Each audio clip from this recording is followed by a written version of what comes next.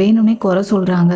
கொஞ்சம் மனநல சரியில்லன்னு நான் நினைக்கிறேன். கோவமா இருக்காங்க அப்படிங்கவும், ஜியாங் சொல்றாரு. ஒரே மாரி ட்ரெஸ் போட்டுருக்கிறது தான் இப்ப பிரச்சனையா இருக்கா உனக்கு? அப்படிங்கவும், ட்ரெஸ் உனக்கு பிடிக்கலன்னா நான் சேஞ்ச் பண்ணிடுறேன் அப்படின்னு சொல்லி அந்த ட்ரெஸ் அப்பவே கழட்ட போறா. மிஸ் சாங் இப்படி பண்ணாத. நான் ஒரு கெஸ்ட்டை வந்து இந்த மாதிரி ட்ரீட் பண்ண மாட்டேன் எப்பவும்.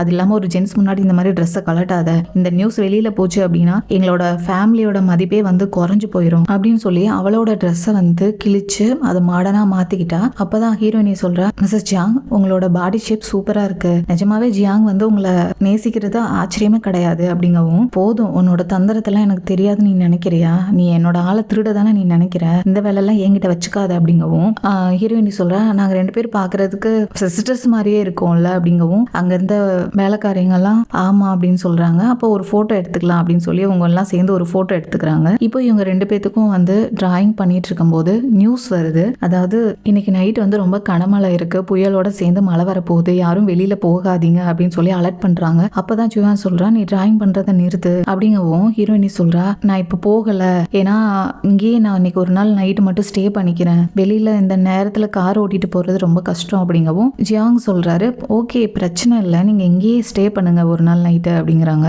இல்லங்க, அவளை அவ வீட்டுக்கு போக சொல்லுங்க, அவளோட ஃபேமிலி மெம்பர்ஸ் எல்லாம் என்ன நினைப்பாங்க, பதட்டப்படுவாங்கல்ல, அதனால அது நல்லா இருக்காது, போக சொல்லலாம் அப்படின்னு சொல்லவும் கரண்ட் அந்நேரம் கட் ஆகுது.